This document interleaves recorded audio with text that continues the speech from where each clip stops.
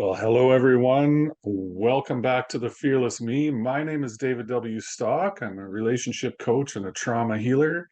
My name's Annie. I'm the wife of this incredible human being, and I'm a German coach. And I had the honor and privilege to work with over 5,000 students. And actually, I train coaches to become alignment coaches and to be fearless. They're all fearless little mini me's. Annie and I are going through and we're redoing the entire thing. It's being translated into English, so it's being re-taught in English. And we're doing a little series here where we talk about each lesson one by one. This is as much for us as it is for you, I guess, or for me anyways, because a lot of this is like it's not new to me. It's just like to have it presented in the way that it is, in the order that it is, with the completeness that it is presented with, is something I've never experienced before. So, with that said, we are on something called the growth mindset. And what's the alternative? And give us a little introduction. There's a saying in Germany, I mentioned that before. The sentence says in German, was and Hans. So probably you all understood what I said just now. But it means like I choose Peter instead of Hans. Hans is the German name. So what little Peter doesn't learn, big Peter will never learn. This is an example for a fixed mind. And it is literally the mindset that people had 100 years ago. I don't know. I never saw any study around this, but this is a mindset that I grew up with. Did you grew up with that mindset?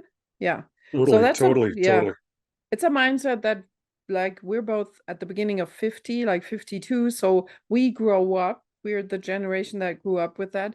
And it was basically if someone is behaving stupidly in their teenager time, which I would like to say every teenager does. So then people kind of make suggestions for the future. Like because he did this and that, so his future will be like that. Because she behaved like this and that, so her future will be like that. And luckily, nowadays, we know that this is completely wrong. Like it is, you never stop growing. Like the cycle in nature, you never stop growing. And so it is as human beings. And even worse, if you're trying to fight the growth, you'll basically do what nature would do. You would die because you stay in your comfort zone, you don't learn, you don't grow, and you get depressed or angry, or you start drinking or numbing in any other form. So resisting the growth mindset is like the biggest mistake. I think you said this, like comfort zone is danger zone, right? It Yes. is literally. Yeah. Yeah, yeah. And I mean, and this is what you said, which was that certainty comes from within. And so there's no job, like even if you're employed by the government, your job's not really safe. Even if you're in a relationship with someone who's never going to leave, the like what's the quality of the relationship? What's the quality of the job? And really like when you learn that your certainty comes from inside of you, that is a game changer. That's a lesson that I learned in one of the previous videos that we did. And what a brilliant lesson to learn.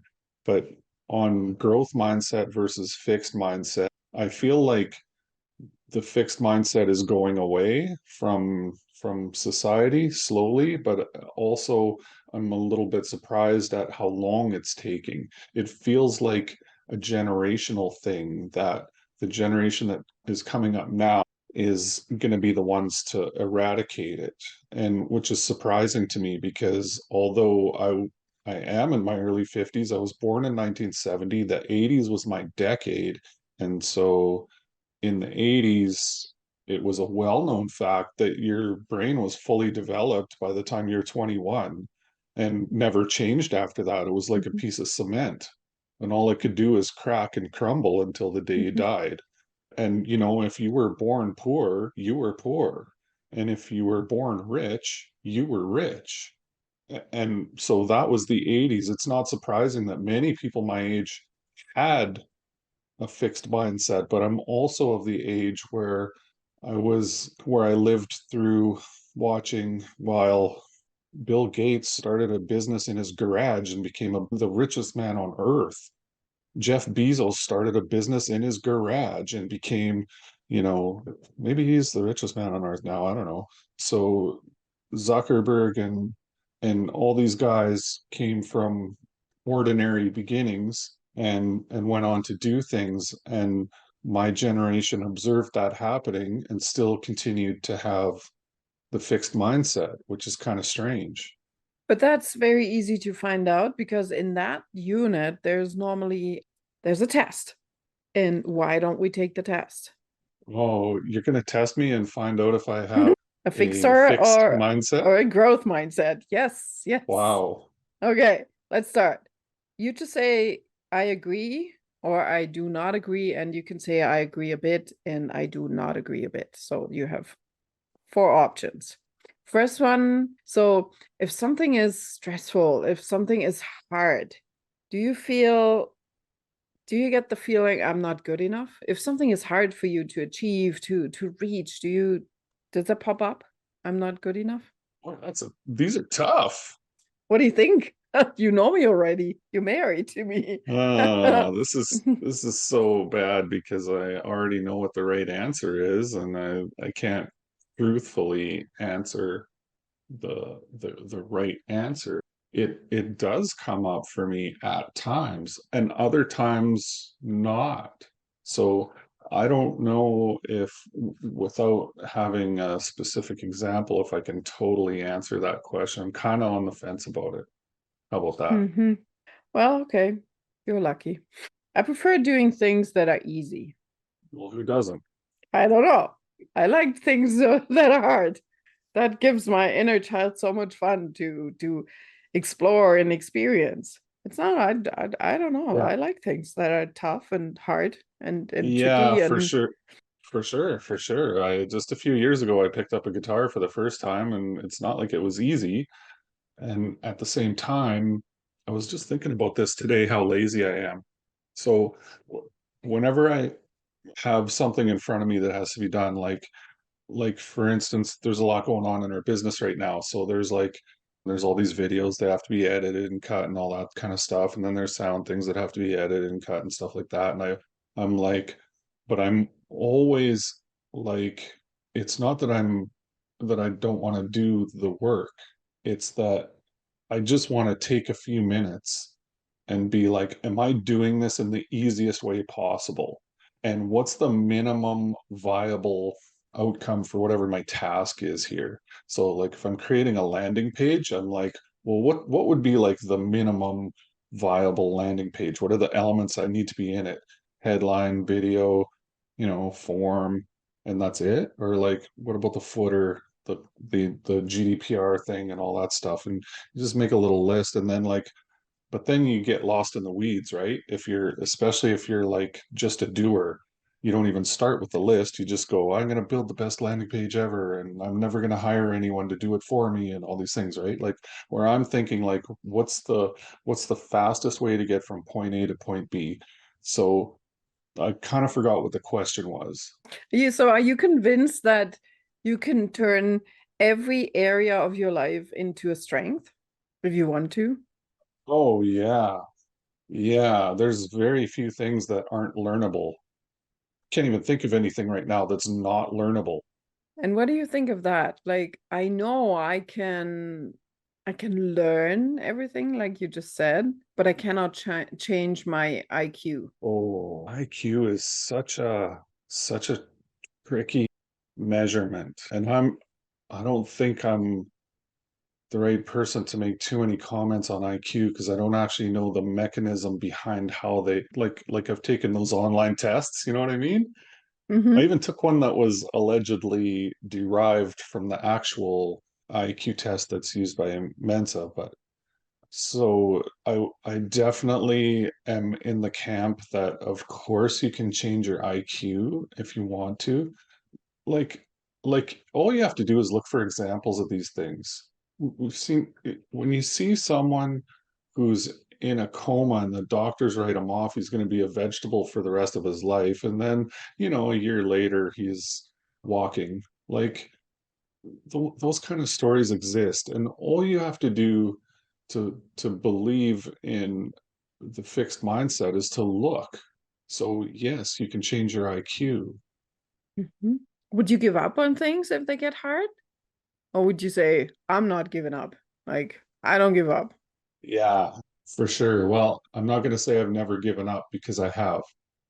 I've given up. I've taken a new path, and which is not so much giving up, but just taking a new path. But I've also completely given up at times in my life. But for the most part, it's not because I think it can't be done. It's because I've weighed the effort or whatever that's required versus what the actual outcome is and decided that it's not worth it. But as far as like when I get into something, I'm kind of a bulldog sometimes with some things for sure. Like there's no quit. Like like this business will be successful. Period, period, period. It is already super That's not what I successful. mean. That's not what I Yeah. mean. I mean we're going to where we have goals and shit and we're gonna get there. So So what was the there's goal? no What's our goal? 5 million Million a month. revenue a month. Yay. And we don't stop until we get there. And Yes. that's really anybody who wants a success formula, here it is. Step one, don't quit. That's the whole thing. No, there's 3 steps to the success formula. Jesus. Focus, the smallest step, gratitude. Yeah, that's an amazing little process you got there. I love it. Mhm. I love it. Gratitude is the cure, I always say. So, congratulations, you have a growth mindset. So, there are a few more questions if you want to do the test, book the course. Makes sense, right? Yeah, yeah, for sure. And as you can Hmm. see, not all of the questions have that simple of an answer, but it's important to reflect on yourself and what kind of mindset you have right now, and just ask yourself like, is that really serving me? There's so many exercises and tests and things that we have that are this the real purpose behind it is to try and just uncover some of those subconscious beliefs that you have that don't work for you anymore and for some reason stuck, and you've never really known that they were there. That's how the subconscious mind works. That's the tricky part about the whole thing. You have to become aware of it. And as we become aware of these things, we start to raise the level of consciousness that we're at. And the higher we raise our level of consciousness, then the more successful we'll become in the real world, but also the more enlightened we become, the more fulfilled we become, the happier we become. And I I truly believe that it is your responsibility to take a critical look at yourself and see how you can bring yourself to the next level of consciousness, wherever you're at.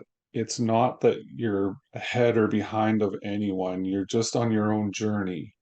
So just just that curiosity, like how can I get one notch higher, is going to serve you in your life. And I think that's probably one of the secrets behind the growth mindset.